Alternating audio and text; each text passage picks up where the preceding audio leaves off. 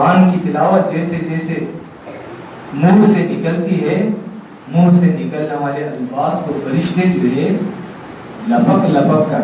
یعنی ایک دوسرے پر سبقت کرتے ہوئے بڑھتے ہوئے جو ہے قرآن پاک کے الفاظ کو اپنے پاس لے کر خدا کی بارگاہ میں پہنچاتے ہیں۔ بہت بڑی خوش قسمتی کی بات ہوتی ہے قرآن پاک کی تلاوت، اور قرآن پاک کی تلاوت کے لیے، قرآن کی پڑھائی کے لیے اگر کہیں انتظام ہوتا ہے تو وہ لوگ بہت خوش نصیب ہیں۔ دیکھو دوستو اور بزرگوں، ہمارے پاس بھی جو کچھ برکتیں آپ دیکھیں گے قرآن پاک کی تلاوت کی ہی برکتیں ہیں۔ کثرت کے ساتھ آپ قرآن پاک کی تلاوت کیجیے،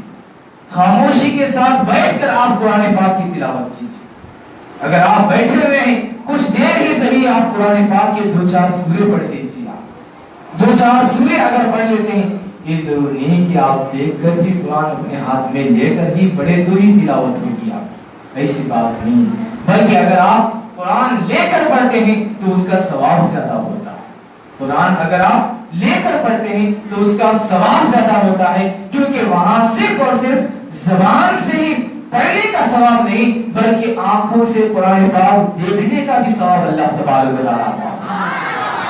قرآن ہی ایسی کتاب ہے دوستو کہ تم جیسا اس کے ساتھ برتاؤ کرے گی، جتنا اس کے ساتھ ادب و احترام کے ساتھ پیش آؤ گے، اس کی اتنی ہی برکتیں آپ کو حاصل رہیں گی۔ آپ جتنا ادب و احترام کرو گے، قرآن پاک کا جتنا احترام کرو گے، اتنا ہی اللہ تبارک و تعالیٰ آپ پر اپنا کرم حاصل فرمائے گا۔ اس لیے میں بچوں سے بھی گزارش کرتا ہوں، قرآن پاک جب آپ پکڑیں، جب آپ چھوئیں، قرآن پاک کو جب آپ لیں، بہت ہی ادب کے ساتھ قرآن پاک کو اٹھائیں،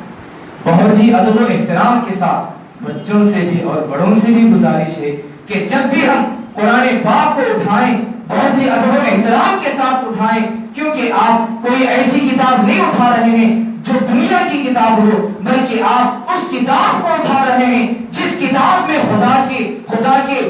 کی باتیں اور خدا کے فرامین موجود ہیں۔ آپ اللہ کی باتوں کو جو ہے جو ایک کتاب کی شکل میں آپ اس کو اٹھا رہے ہیں، یہ بہت بڑی چیز ہے دوستو، یہ بہت بڑی چیز۔ اور اللہ تبارک و تعالیٰ اس امت پر خدا کا کرم ہے کہ اس امت کے بچے کو جو ہے قرآن پڑھنا اللہ تبارک و تعالیٰ نے آسان فرما دیا ہے۔ اس سے پہلے کی کتابیں جو ہیں، چاہے تورات ہو، چاہے زبور ہو، چاہے انجیل ہو، اس قوم کے ہر ایک فرد جو ہے تورات نہیں پڑھتے تھے۔ اصل تورات جو کتاب ہے، ہر کوئی اصل تورات نہیں پڑھتے تھے، اللہ تبارک پڑھ سکتے تھے، بلکہ اصل تورات کی تلاوت جو ہے حضرت موسیٰ علیہ السلام اور حضرت ہارون علیہ السلام اور حضرت داؤد علیہ السلام اور ان کے بعد جو ہے حضرت عیسیٰ علیہ السلام، حضرت زکریا، کچھ پیغمبروں کے نام بتاتے ہیں کہ صرف اور صرف تورات کی تلاوت جو ہے، اصل تورات جس زبان میں نازل ہوئی ہے وہ زبان سے اس کتاب کو صرف چند افراد پڑھا کرتے تھے۔ سارے لوگوں کو اس کا پڑھنا، سارے لوگ جو ہے سارے لوگ اس پر قدرت نہیں رکھتے تھے۔ یہ اور بات ہے کہ خدا نے قرآن پاک کو جس لب و لہجے میں، جس زبان میں اللہ تبارک و تعالیٰ نے نازل فرمایا ہے، امت کا ہر ایک فرد اس زبان میں قرآن پاک کو پڑھنے والا نظر آتا ہے۔ اس لیے اللہ تبارک و تعالیٰ کی اس مہربانی پر ہم جتنے بھی اپنی خوش قسمتی سمجھیں، یہ بہت ہی کم ہے۔ اس لیے اس طرح جہاں بھی سمر کیمپ منعقد ہوتے ہوں، خصوصاً آپ کے اس علاقے میں جہاں یہ سمر کیمپ منعقد ہو رہا ہے، آپ اس سمر کیمپ میں ہمیشہ خوشی سے کام کیجیے، ہمیشہ خوشی سے کام کیجیے، کیونکہ جو ہے جب یہ بہتر کام ہے، بھلا کام ہے، تو اس میں جو ہے شیطان بہت زیادہ روکنا ڈالنے کی کوشش کرتا ہے، شیطان جو ہے بہت زیادہ پھوٹ ڈالنے کی کوشش کرتا ہے، بیزار دلانے کی کوشش کرتا ہے۔ نہ سامنے والا جو ہے وہ جو ہے اس کا اصل جو ہے وہ اس بات کو کرنے والا ہوتا ہے، نہیں دوسرا، بلکہ اس کے اندر جو کام ہوتا ہے یا تو نفس جو ہے شرارت کرتا ہے یا شیطان جو ہے شرارت کرتا ہے، جس کی وجہ سے اچھا خاصا چلنے والا کام اس کے اندر تبدیلی آ جاتی ہے۔ اس لیے سمر کیمپ جب یہاں مکمل ہو رہا ہے تاکہ آئندہ سال سمر کیمپ کرنے کے لیے آپ کو کچھ سہولتیں ہو جائیں، کیونکہ آپ یہ جو کچھ کام کرتے ہیں समर कैंप का आप जो कुछ काम करते हैं, इसमें कभी भी आप न अपने नफ्स को देखें, कभी भी आप न अपनी इज्जत को देखें, कभी भी आप न अपने बड़ाई को देखें। इसमें अगर आप किसी चीज पर नजर रखना है तो सिर्फ इस बात पर नजर रखें कि खुदा ने मुझे कुरान पाक पढ़ने वाले बच्चों की खिदमत की तौफीक दी है। खुदाया तेरा इस बात पर बड़ा शुक्र एहसान है, मुझसे जो कुछ खिदमत हो सकती हो खुदाया मैं उस खिदमत के लिए तैयार हूं। ये जज्बा आप अपने अंदर रखें, क्योंकि हजारों आंधियां आती है और खत्म हो जाती हैं, लेकिन जो पहाड़ की शक्ल में मौजूद होता है वो आंधियों से टकराकर कभी पहाड़ खत्म नहीं होता, बल्कि आंधी के सामने पहाड़ सीधा तान कर अपने सीने को तान कर सीधा खड़े होता है और उसी को पहाड़ कहा जाता है। पहाड़ उसको नहीं जो आंधी की वजह से एक दूसरे तरफ उखड़ कर चला जाए, बल्कि इंसान जब कोई नेक काम करने का इरादा रखता है, दोस्तों और बुजुर्गों, नेक काम करने का जैसे इंसान इरादा रखता है, इरादा के साथ ही उसके साथ शैतान दाखिल हो जाता है, शैतान शामिल होता है। शैतान कोशिश करता है कि इस काम में क्या फायदा है, ये काम करने से क्या फायदा है, दूसरा कोई काम करेंगे। एक मैं आपको तजुर्बे की बात मैं आपको बता रहा हूँ, एक जो हमारा भी इस काम में जो तजुर्बा है मैं आपको बता रहा हूँ। इस किस्म की बातों के जरिए से जो है ढीले पड़ जाते हैं लोग, जान दो काम करना रहने दो, अपने अपने काम करेंगे, इसमें जो है झंझट बहुत है, इसमें जो है परेशानी बहुत है। देखो आप बगैर झंझट बगैर परेशानी के कुछ नहीं हो सकता। बगैर झंझट बगैर परेशानी के आपको निवाले के अंदर जो चावल है या रोटी के अंदर जो जवार जारी है वो आपको बगैर झंझट और परेशानी के हासिल नहीं हुए हैं। किसान से पूछो आप कितनी मेहनत मशक्कत और कितनी मजदूरी उसके ताल्लुक से करते हैं। इसलिए दोस्तों बुजुर्गों, कोई भी चीज बगैर कोशिश बगैर मेहनत बगैर तकलीफ बर्दाश्त किए के हासिल नहीं होती, बगैर तकलीफ बर्दाश्त किए के हासिल नहीं होती। ये इतना बड़ा काम है दोस्तों और बुजुर्गों, क्योंकि बच्चों के अंदर एक बेदारी पैदा करना, दीन के ताल्लुक से बच्चों के अंदर बेदारी पैदा करना, उनके अंदर जज्बा पैदा करना।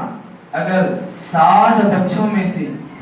किसी एक बच्चे के साथ उसके घर में मामला हो जाए कि उस बच्चे की उन आदतों को देखकर, उस बच्चे के उस रहन सहन को देखकर, चाहे समर कैंप से निकलने के बाद या समर कैंप में पढ़ने तक 1 महीने की उस हालत को देखकर अगर किसी के घर वाले बदल कर उनके दिलों में अगर दीन की मोहब्बत आ जाती है तो आपका समर कैंप कामयाब है। उनके दिलों में इस्लाम की मोहब्बत आती है, घर के सारे अफराद के, घर के सारे लोगों के दिलों में मोहब्बत आए या ना आए, अगर घर के किसी एक भाई के दिल में, किसी एक बहन के दिल में, या किसी एक माँ के दिल में, या किसी एक बाप के दिल में ये दिल में इरादा पैदा हो जाए कि मेरा बच्चा जिस तरह बिस्मिल्लाह पढ़कर खा रहा है मैं भी उसी तरह बिस्मिल्लाह पढ़कर खाऊंगी, अगर दिल में इरादा पैदा हो गया तो आपका समझ क्या कामयाब है।